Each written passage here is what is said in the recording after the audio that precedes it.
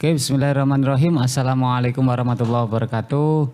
Kembali bersama dengan TV Jogoroto dalam acara Cadas, Bincang Cerdas.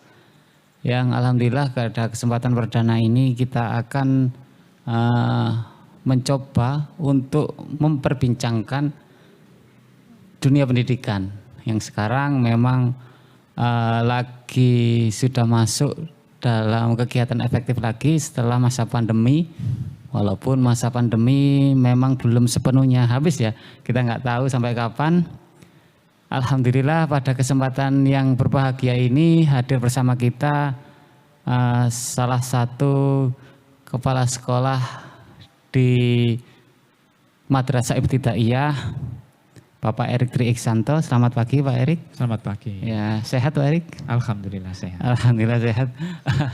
Beliau ini merupakan salah satu kepala sekolah muda dan saya pikir cukup berprestasi di wilayah Kabupaten Jombang. Untuk itu kita hadirkan pada kesempatan kali ini untuk bersama-sama memberikan sebuah wacana, gambaran, pencerahan sehingga kita bisa memperbincangkan lah, ikut nimbrung dalam mengisi gerakan pencerahan. Pak Erik, yang pertama mungkin ringan-ringan dulu Pak Erik, mungkin boleh diceritakan, diprofilkan tentang lembaga yang Pak Erik pimpin. Assalamualaikum warahmatullahi wabarakatuh.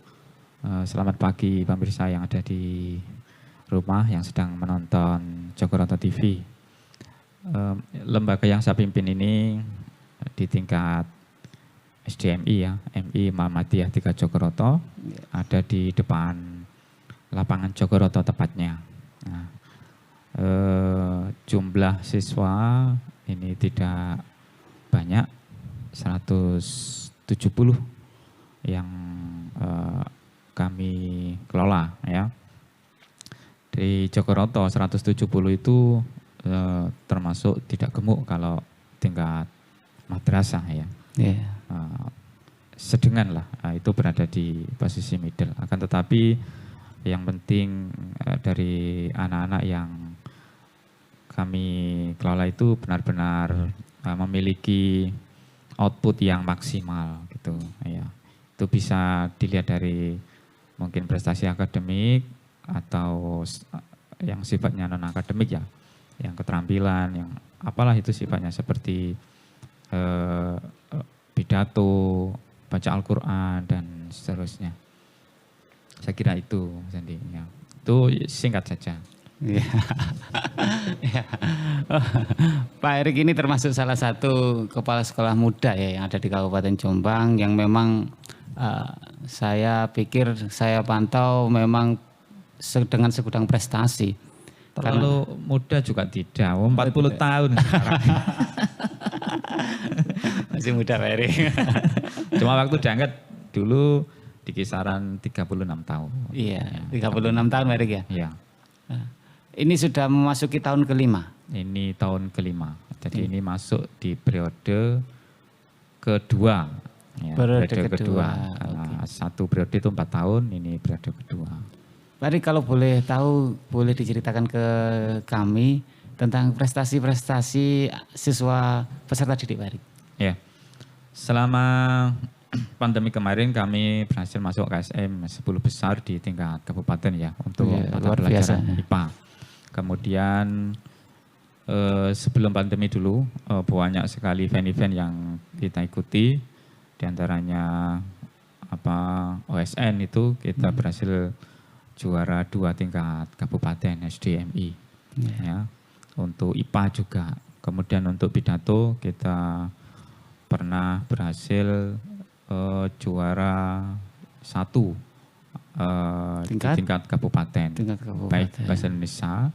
Ya. Kemudian bahasa Inggrisnya juara 2 waktu itu. Ya. Kemudian prestasi yang lain yang kemarin online kita tingkat nasional ya, untuk IPA juga itu berhasil masuk di 20 besar kalau tidak salah ya. 20 besar ya. Dari sekian ratus peserta. Ya, ini tentu sangat membanggakan. Ya. Ini tidak terlepas dari kerja keras Bapak Ibu guru yang ada di sekolah, kemudian dukungan orang tua juga. Tanpa dukungan orang tua mustahil prestasi-prestasi itu dapat diraih. Jadi memang keterlibatan orang tua itu. Iya, itu mutlak. Mutlak, itu mutlak. Ya. Karena banyak yang kita bina kemudian orang tua itu ala kadarnya, bahkan cuek-cuek saja, itu menjadi poin tersendiri anak untuk lebih maju lagi. Motivasinya mungkin. Iya, motivasi itu sangat perlu.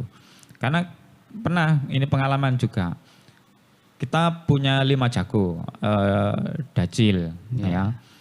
Mereka yang memang prestasinya itu dapat bisa dikatakan baik, itu orang tuanya memang mendukung. Dukungannya itu mutlak. Iya. Tapi yang sekedar pokoknya diantar nyampe ya sudah, latih di rumah juga ala kadarnya, ya mereka hasilnya ya biasa-biasa saja. Tidak maksimal gitu. Tidak maksimal. Meskipun Bapak Ibu guru itu sudah berusaha semaksimal mungkin. Iya.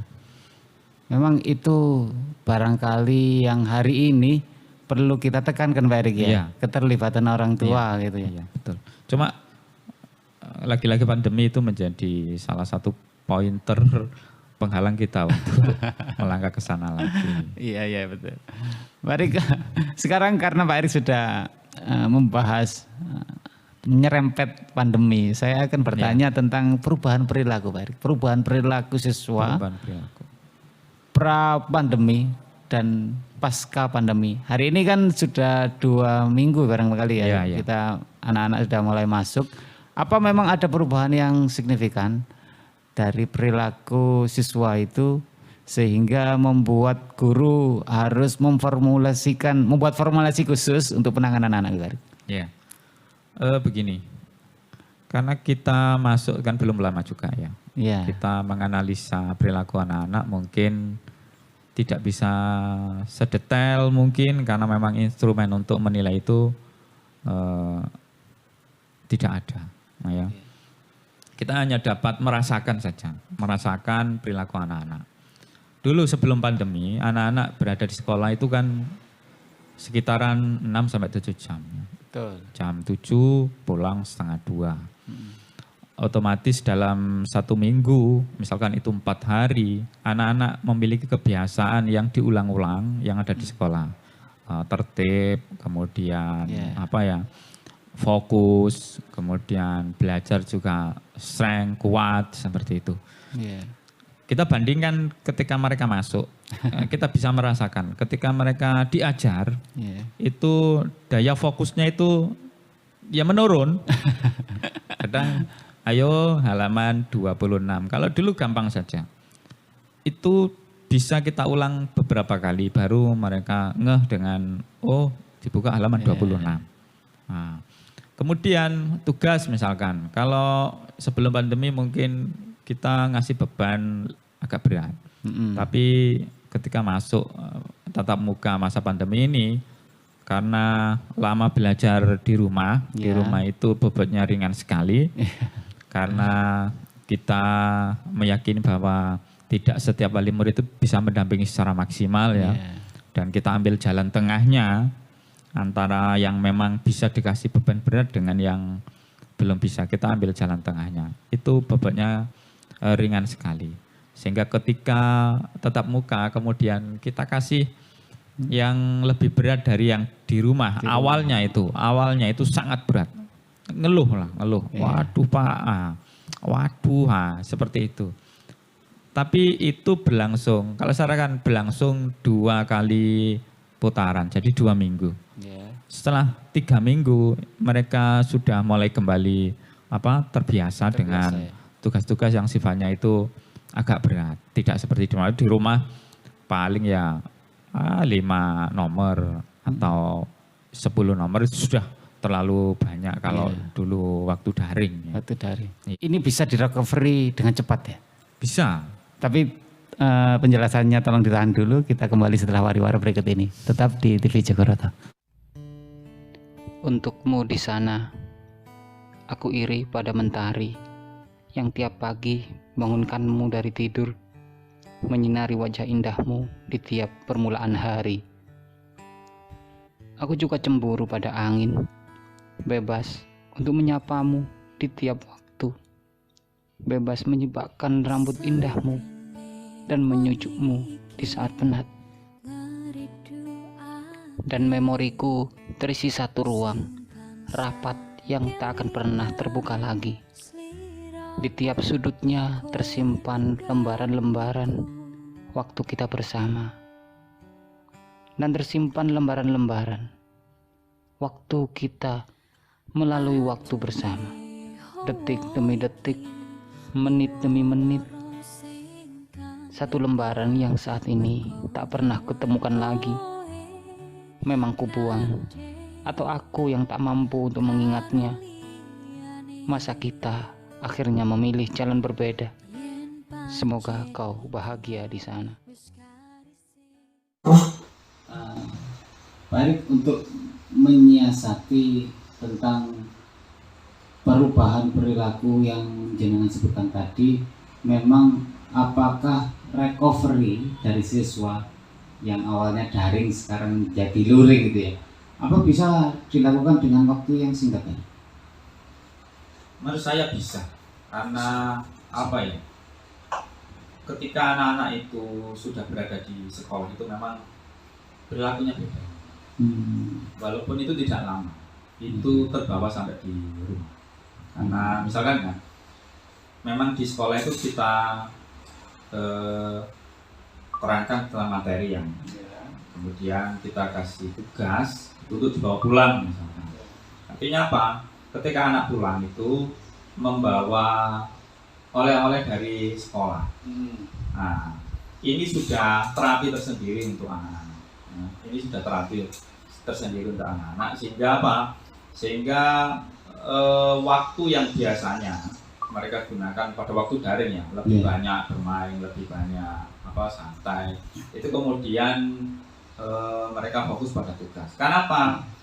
Anak-anak itu kan sederhana ya, mikirnya ini nanti dikoreksi. Kalau nggak mengerjakan, wah pasti dihukum. Ada sanksinya. Mereka juga dikejar itu, sehingga apa ya?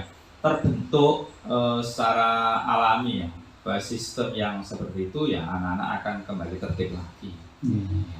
Cuma yang sering sulit dikendalikan ini perilaku yang sifatnya itu sosial.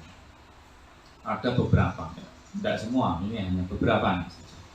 Yang dulu pada waktu sebelum daring itu kata-katanya tertib, ini agak kasar. Karena lingkungan di masyarakat kan lebih heterogen ya. Iya, betul. Kalau di sekolah yang dulu 6 jam di sekolah, 7 jam di sekolah, mungkin lingkungannya homogen.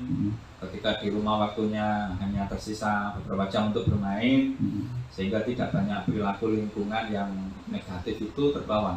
Tapi ketika masa daring yang hampir 2 tahun itu, lingkungan yang heterogen itu lebih mewarnai. Dan sama-sama saling mewarnai saya kira, karena mereka tidak berada di lingkungan sekolah, sehingga itu masih terbawa. Tapi itu juga enggak terlalu lama juga. Oke. Baik, saya boleh ini santai ya? Iya, santai. Saya boleh sambil merokok ya? Iya, boleh. Saya enggak merokok ya. Oh jangan, rokokmu bunuhmu. Ini kopinya saya cuma 1. Oh iya, nanti kita pesankan ke ini. Saya mau melanjutkan tadi ya, sambil santai. Kita dari tadi kan bahas tentang perubahan perilaku, sifat perwatakan dari anak. Sekarang saya barangkali, saya nggak tahu ini etis atau tidak ya. Saya ingin tertuju ke gurunya. Nah, gurunya karena pendidikan itu kan patokannya, punjernya itu ada di guru. Ya. Kalau dari guru sendiri gimana tadi? Jelas nih, jelas ada perubahan. Ketika mereka daring, yang awalnya tatap muka yang sekian jam, kemudian daring, awalnya juga stres juga. Karena biasanya tugas itu selesai di sekolah bersama anak-anak, kemudian itu mantingin HP itu hampir 24 jam. Karena wali murid kondisinya tidak sama. Ada yang memang HP itu dipegang anak dari pagi, sehingga cepat sekali tugas itu selesai. Nah, ada yang sore selesai, ada yang malam baru selesai karena HP dibawa kerja, orang tua maghrib baru pulang. Nah, habis pulang baru anak pegang HP, langsung mengerjakan tugas. Itu saja kalau tidak terjadi salah paham di pertanyaan itu. Karena yang sekolah bukan cuma anaknya, Iya. orang tuanya juga ikut sekolah. Iya betul. Nah, itu kalau salah paham itu bisa rame di di grup WA, Di grup itu, WA, itu bisa iya. rame. Bu, pertanyaannya kok gini, ini maksudnya apa? Padahal kadang kalau saya baca sekilas itu kalimat mungkin sudah jelas, tapi mungkin penangkapan yang berbeda-beda ini menjadi potensi untuk rame itu. Katakanlah gini, tugas yang jelas ya ini yang sering terjadi. Catatlah halaman 10 poin 1 sampai 5. Iya. Itu paling murid masih ada yang tanya kadang. Ini ditulis ya berarti. Nah, benar tanya sudah catat. Iya. Itu contoh kecil saja. Contoh belum lagi kalau misalkan tugasnya sifatnya itu mengumpulkan tugas praktek. Nah, itu jelas tantangan sendiri bagi wali murid. Ya. Ini bisa di-print begini. Wah, sudah lari ke warnet macam-macam. Kalau bagi kelas 6 mungkin bisa. Tapi ketika itu masih kelas 3, kelas 4 menjadi tantangan sendiri. Sedangkan kalau tugas yang sifatnya tulis biasa, kalau gitu-gitu aja ya jenuh juga. Iya. Monoton aja. Tapi ketika grade itu dinaikkan, itu juga merepotkan juga. Nah, jadi daring itu awalnya juga kita serba salah. Karena kita pakai tahap ini ya. Satu, kita dulu pakai video. Iya. Nah, Iya. Video pembelajaran guru itu kan video ya. pembelajaran Buat- ya YouTube. Kita bisa pantau dari pemeriksaannya. Iya. Kemudian kita bisa pantau dari tugas yang dikumpulkan lewat Google Form. Iya. Nah, ada link yang harus diklik itu baru bisa mengerjakan tugas. Nah, kita pantau ya. Ketika video itu 10 kali ditonton, yang mengumpulkan tugas sudah 15. Itu artinya kan yang 5 tidak nonton, langsung mengerjakan Mengerjakan, tugas. iya. Nah, dan Itu kan luar biasa, Pak. kan gini, harapan kita kan anak-anak nyimak penjelasannya, kemudian selain itu ya bisa mencatat lah dari penjelasan itu, kemudian tidak hanya tugas itu benar dan salah, tapi anak-anak paham logika yang dibangun dalam materi itu seperti apa. Tapi itu tidak terjadi dan kita tidak bisa memaksa. Ya, dari 30 anak sering kali kita lihat 20 kali ditonton itu satu hari. Nah, kalau sudah besok misalnya kan beda urusannya, bisa jadi orang lain yang nonton. Saya kadang juga berprasangka buruk ketika 25 nonton, apakah ini murid saya semua? Iya. Jangan-jangan orang lain yang nonton, nah, lewat beranda orang lain akhirnya dikit. Nah, itu berjalan kurang lebih 3 bulan. Kemudian kita evaluasi, kita sudah capek-capek Buat video, ya saya sampai sakit ya, Sampai saat operator juga sakit ya, karena melean juga waktu ngedit sebegitu banyak, editornya cuma 2, saya sendiri dan operator. Iya, hanya 2 orang. Kita mau ambil tenaga tambahan, kita mikir-mikir kalau anak-anak tidak nyimak ini dengan baik, tenaga yang kita buangkan sia-sia. sia-sia. Akhirnya kita buat rangkuman saja. Di rangkuman juga ya tantangan lagi. Ada yang hilang, ada yang sobek ya, fotokopi yang itu. Akhirnya semester 2 kita pakai LKS. Iya. Karena awalnya asumsi itu seperti semester 2 sebelumnya waktu awal-awal pandemi. Karena pakai LKS, pakai buku paket, ya kita langsung kasih tugas. Itu kan komplain di mana-mana, tidak cuma TNI ya, bisa aja. tapi di mana-mana belum diajar kok, dikasih tugas. Iya. Nah, kita harusnya itu sehingga buku paket tidak kita kasihkan, LKS tidak kita kasihkan ringkasan, itu dengan bahasa guru-guru sendiri. Kita pikir itu lebih mudah, cuma tantangan juga besar juga. Itu anak-anak kadang nggak open, hilang.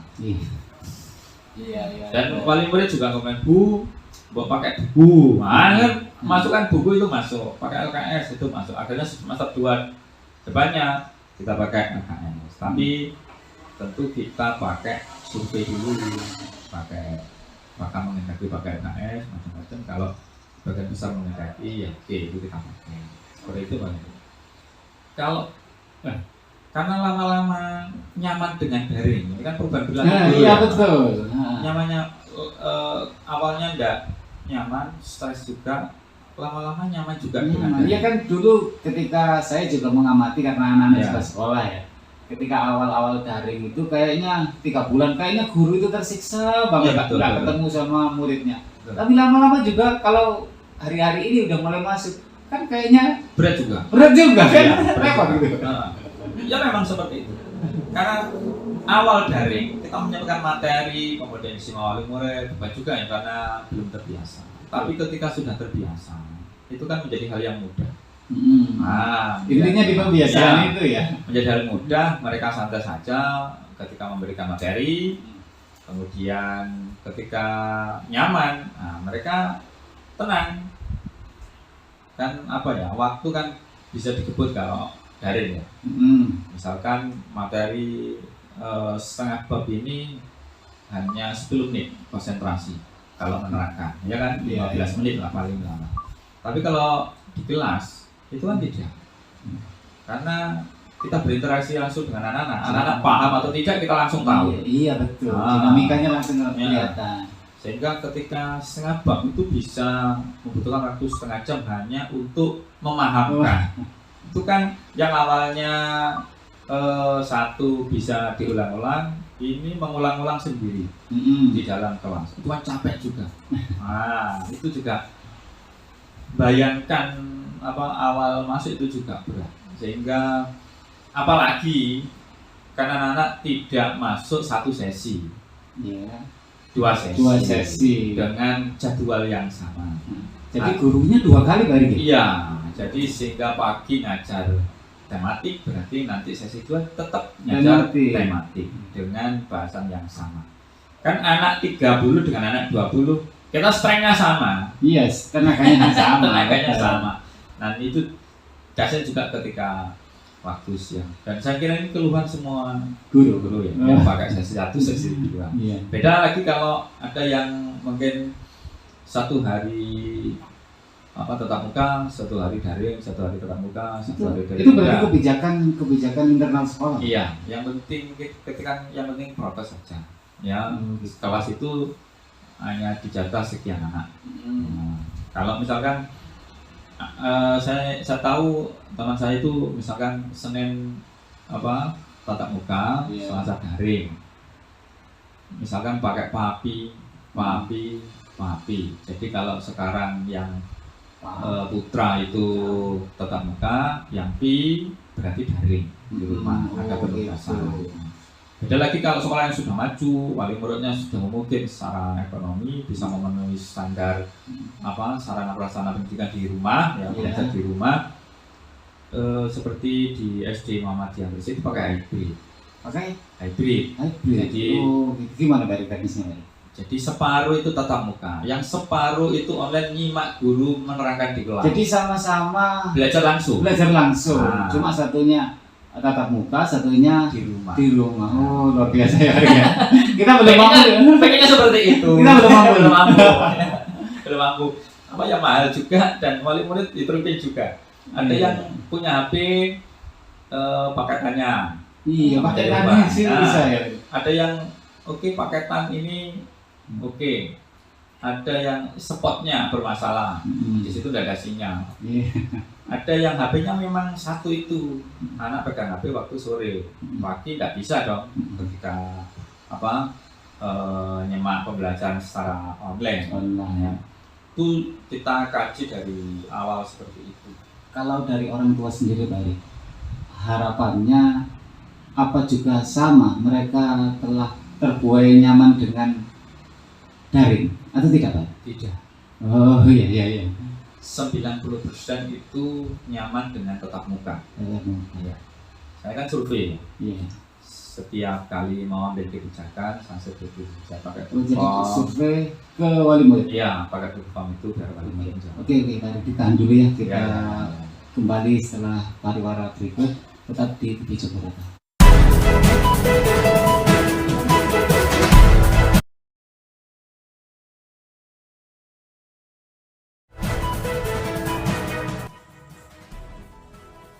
Selasa 15 September 2020, Pemdes Jogoroto bersama dengan tim Kampung KB menggelar pelatihan tata rias wajah di Balai Desa Jogoroto.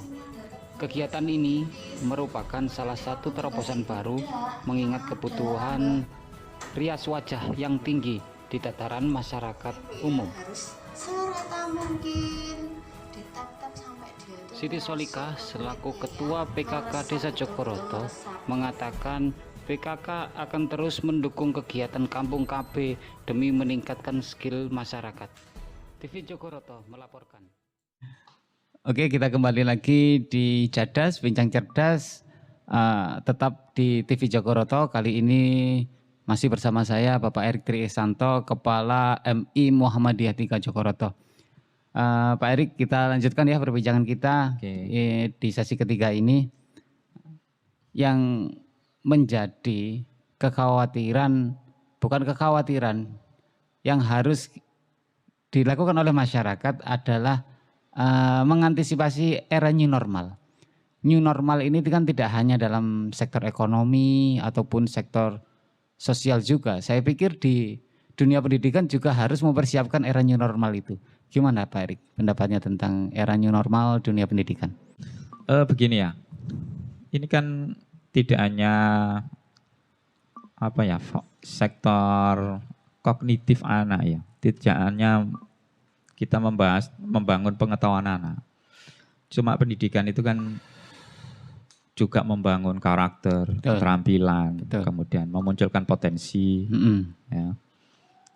Kalau misalkan hanya mengandalkan IT untuk belajar, mungkin anak-anak bisa pakai ruang guru itu sudah lebih dari cukup. Tapi ada yang lain yang harus diraih. Ya, sehingga ketika new normal itu lebih menggunakan IT, mungkin IT dalam hal ini bisa kita terjemahkan bahwa IT adalah ketika metode pembelajaran di kelas itu didukung oleh itu. Oh gitu. Tapi kalau misalkan IT seperti pada waktu daring, semacam homeschooling ya anak-anak itu ya, itu menurut saya masih kurang tepat lah untuk keadaan seperti ini. Ya, karena gini, ketika mereka belajar di rumah memakai teknologi, kemudian kita pakai modul-modul katakanlah seperti itu kan capaiannya hanya kognitif, hanya pengetahuan saja. Iya betul. Sedangkan keterampilan yang lain itu tidak muncul, tidak terasah. Karena di sekolah kan ada ekstrakurikuler ya, kemudian ada pembiasaan, itu yang tidak nanti diperoleh anak-anak. Yang saya maksud gini lebih eksplisit Pak Erik.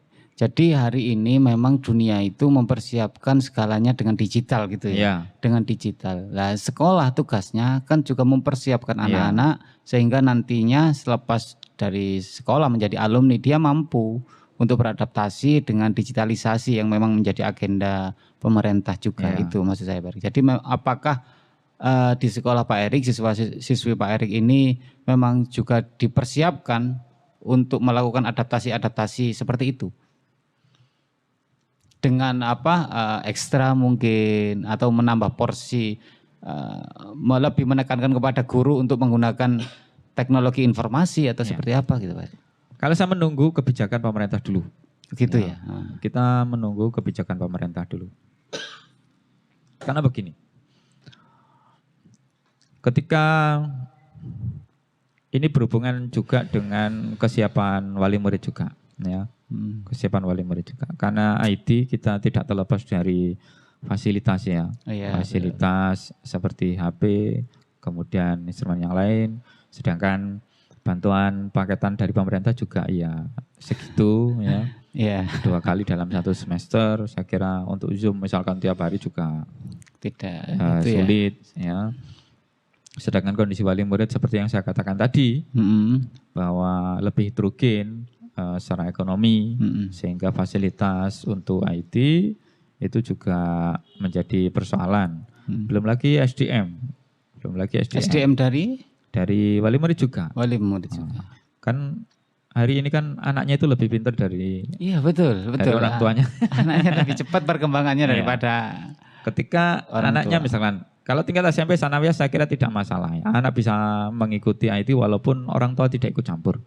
Tapi ketika masih anak-anak itu orang tua dituntut lebih dari anak-anak. Iya. Ya.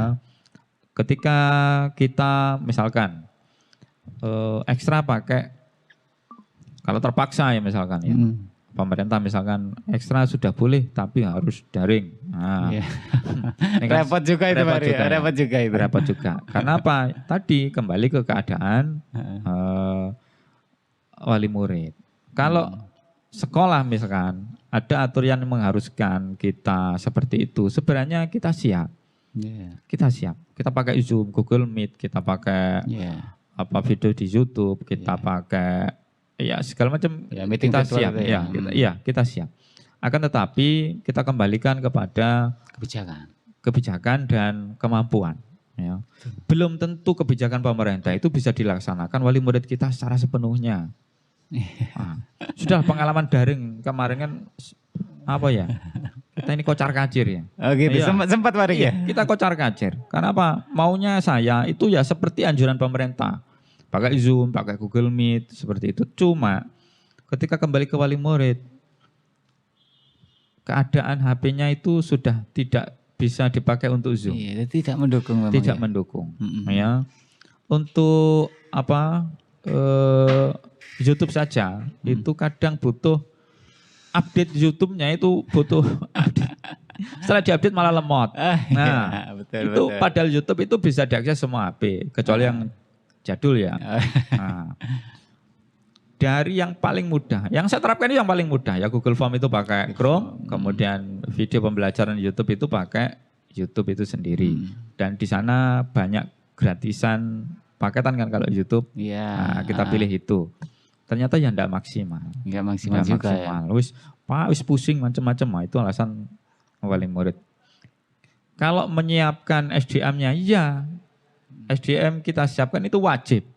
Ya, SDM kita siapkan itu wajib. Katakanlah bikin video itu kan enggak mudah, video pembelajaran. Ya, enggak mudah. Enggak mudah. Guru menerangkan saja, itu butuh ekspresi yang seperti apa. Itu kan kita dorong sesempurna mungkin ya. Berarti cut beberapa kali mungkin ya? Ya bisa puluhan kali. Bisa puluhan kali. Ada yang bikin di rumah. Oke, bikin di rumah nanti kita edit. Oke, bikin di rumah. Saya sempat lihat itu videonya dari MI Muhammadiyah itu. Ya memang menarik ya. Tapi dalam pikiran saya ini pasti nggak sekali jadi tuh. Emang enggak. Emang enggak. Kita pakai green screen macam-macam itu ya. Iya. Itu apa ya? Itu hal yang memang tantangan. Cuma saya pikir itu kalau sudah terbiasa nanti enjoy aja. Andaikan waktu itu akses ke wali murid itu bisa maksimal, mereka memang memakai video itu, kemudian anak-anak mengerjakan, mencatat, mungkin bisa keterusan sampai 1 tahun itu pakai video. Kita ambil tenaga dari luar untuk editing. Untuk editing, Iya. ya bisa. Waktu itu mau rekrutmen 2 orang saya. Sempat sampai ke sana ya Pak? Iya. Ya? Nah, kita melihat kecenderungan dan keluhan wali murid, akhirnya kita survei. Kita survei lagi. Iya. Apakah video kalau 40% saja menjawab tidak, itu kan sudah sulit. Iya, betul. Ya, enggak usah video, mending dirangkumkan saja. Anak-anak itu kalau lihat video jenuh. Padahal itu durasinya kan cuma 5 menit, 7 menit, 10 menit. Itu sudah jenuh katanya. Iya. Apalagi kalau suruh mencatat yang ada di video aras-arasan. Nah, itu terjadi. Itu kalau 20% saja, kan menyulitkan. Nah, akhirnya kita ke catatan. 1-2 wali murid protes. Pak pakai video, kenapa enggak pakai video lagi? Iya, lebih udah nyaman dengan gerti yang seperti itu ya. Iya. Lah, yang protes pakai video saja itu hanya beberapa orang, enggak sampai 10 jari. Artinya kan ini Secara apa mayoritas. Iya, itu ya kita pakai itu saja. Iya. Sudah. Kalau lihat gengsi sekolah aja pakai video. Memang lebih menaikkan itu Iya. ya. Brand. Brand ya. Dan itu ada beberapa mapel itu yang dipakai sekolah lain, bahkan absen di komennya. Absen di? Di komennya, Oh, di murid-muridnya komennya. itu Oh, hadir. iya. Ya. Tapi paling tidak di era pandemi kemarin ketika pembelajaran daring Pak Erik itu kan juga memberikan edukasi ya kepada Iya. wali murid Iya, untuk iya. lebih akrab terhadap Iya, IT ya. Iya, betul. Mau nggak mau kan dipaksa mereka. Iya. Dan stresnya luar biasa wali. Stres ya. Terus untuk guru sendiri melakukan penilaian terhadap siswa kan juga sulit Pak Erik. Sulit. Betul, Gitu sulit. ya. Karena ini yang mengerjakan anaknya atau orang tuanya kita tidak tahu. Betul. Karena ketika tatap muka itu hasilnya bisa beda. Anak ini kalau tugas di rumah daring itu 100.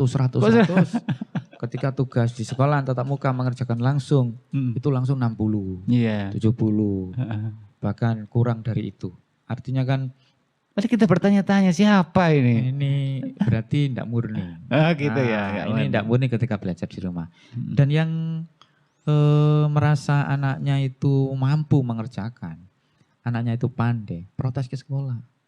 Pak, kalau ulangan ujian itu pakai daring, kan tidak fair. Oh ada yang komplain ya siswa? Iya, tidak Oh, fair. gitu. Wali murid, kan Iya, tidak dari fair. wali murid. Penilaiannya seperti apa? Jamin tak anak-anak jujur. Nah, Memang di apa katakan di grup WhatsApp itu ya di grup WhatsApp memang semua anggota grup itu bisa menyaksikan nilai persiswa ya? Tidak bisa, Oh nggak bisa ya? tidak bisa. Tapi memang itu lahir dari pikiran dia sendiri bahwasannya ini kan nilai pasti sama gitu ya. Iya, betul seperti itu. Karena memang kenyataannya memang seperti itu. Anak yang kesehariannya itu kita katakan apa Biasa saja. kadang tidak mampu ya untuk menyelesaikan tugas sebanyak itu. Di situ nilainya 80, 90. 100 bahkan Ya. mungkin ya. Ya mungkin. Kalau pertanyaan cuma sedikit yang mungkin 100. Bisa rata-rata itu 100 semua. Akhirnya anak yang memang pandai dan secara kognitif itu pandai atau kurang mampu itu menjadi apa ya? Menjadi tidak jelas itu. Subhat kabeh. Ya. Pak Erik tadi jenengan sempat menyinggung tentang pendidikan karakter, pendidikan mental dan lain-lainnya itu. Memang hari ini kan menjadi PR bangsa kita ya, urusan-urusan seperti itu, mental dan lain-lainnya. Kalau harapan Pak Erik dari siswa-siswi yang ada di MI Muhammadiyah itu nantinya menjadi alumni yang seperti apa Pak Erik? Kalau saya sederhana, satu saya harapkan mereka itu menjadi anak yang ibadahnya itu tertib. Ibadah ya? Ya, ibadahnya tertib. Yang kedua berprestasi. Iya. Paling enggak kalau tidak kedua-duanya ya yang ketiga mereka tidak banyak persoalan ketika menjadi alumni. Tidak banyak permasalahan. Iya, tidak banyak. Karena kadang ya 1-2 alumni kemudian sempat misalkan tersangkut kasus apa kita jadi guru kan miris juga. Waduh, itu biar muridku kan gitu. Iya, ya. betul. Kita enggak menutup mata, itu enggak menutup mata. Sampai kapanpun kan kita Iya, ingat ya iku muridku biar gitu. ya Allah kok sampai koyok ngono kan gitu ya. Potah kan sing rambut masuk gurune MI sing kudu ngerambut kan ya.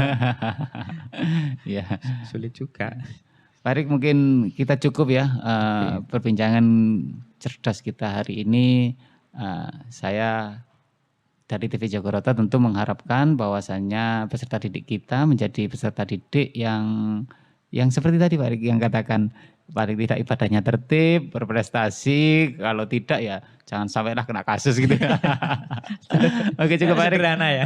Sederhana memang. Oke, cukup Pak Erik ya. Terima kasih atas Sama-sama. kehadirannya, memberikan wacana bagi kita, mencerdaskan lah. Sehingga kita punya pandangan yang lain barangkali bisa menambah khasanah pemikiran kita. Sekali lagi terima kasih Pak Erik atas kehadirannya. Untuk semua pemirsa TV Jagoroto, tunggu kami di acara selanjutnya. Wassalamualaikum warahmatullahi wabarakatuh. Waalaikumsalam warahmatullahi wabarakatuh. Ya.